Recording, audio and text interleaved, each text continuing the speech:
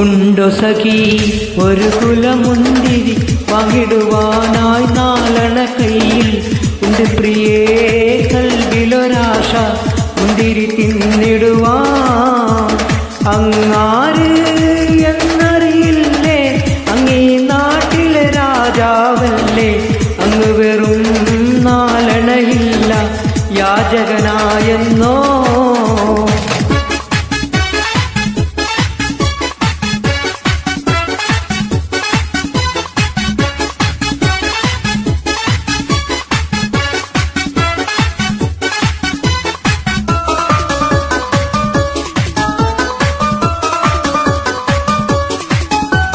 പ്രാണസഖി നന്നായറിയാം ഞാനീ നാട്ടിലമീറാണെന്ന്, എന്നാലും എന്റേതായൊരു ദിർഹവുമില്ല പ്രിയേ.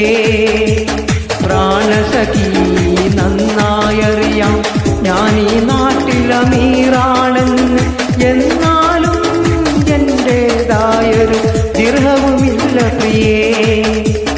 അമതിയാം രാജകുമാരൻ സുഖലോലുപനാം ഇബ്നുല്ലസീസും അധികാരം കൈവന്നപ്പോൾ ഫക്കീറായി മാറി.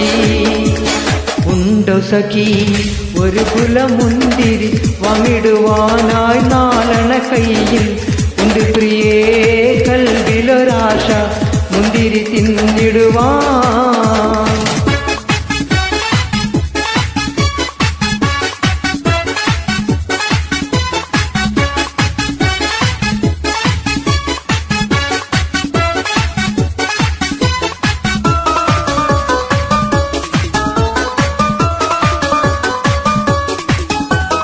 ഉമർ ഇബ്നുൽ അബ്ദുൽ അസീസും സഹധർമ്മിണിയാം ഫാത്തിമ തമ്മിൽ ഉണ്ടായ സംഭാഷണമാം ഒന്നിതു കേട്ടിടുവിൻ. ഒരു കിഴവി അവരുടെ വീട്ടിലെ പുനർനിർമ്മാണം ചെയ്യാനായി ഒരു ദിവസം ഉമറിൻ വീട്ടിൽ വന്നവർ ചൊല്ലുകയാ, ഒരു കാര്യം ചൊല്ലു പെണ്ണെ, ഉമർ ഖലീഫ താമസമെവിടെ, ഒരു കാര്യം അവരോടാതാൻ തങ്ങളുടെ വീടെവിടെ. ഉണ്ടോ സഖി ഒരു കുലമുന്തിരി വമിടുവാനായി നാലണ കയ്യിൽ ഉണ്ട് പ്രിയേ കൽവിലൊരാശ മുന്തിരി തിന്നിടുവാൻ.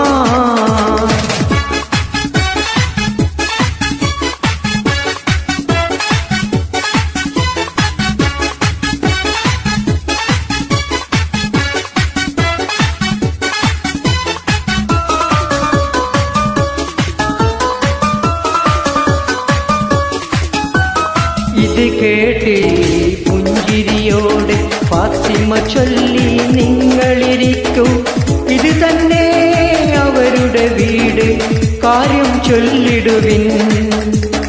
ഈ കൂരാം ഉമർ ഖലീഫ തങ്ങളുടെ വീടോ, സുബ്ഹാനല്ലാഹ്, ഇതുപോലെ വേറൊരു കുടിലും നാട്ടിലുമില്ലല്ലാഹ്.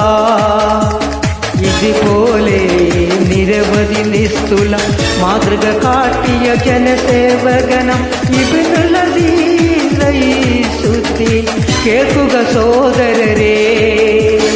ഉണ്ടോ സഖി ഒരു കുലമുന്തിരി വമിടുവാനായി നാലണ കയ്യിൽ ഉണ്ട് പ്രിയേ കൽവിലൊരാശ മുന്തിരി തിന്നിടുവാൻ. ഉണ്ടോ സഖി ഒരു കുലമുന്തിരി വമിടുവാനായി നാലണ കയ്യിൽ ഉണ്ട് പ്രിയേ കൽവിലൊരാശ മുന്തിരി തിന്നിടുവാൻ.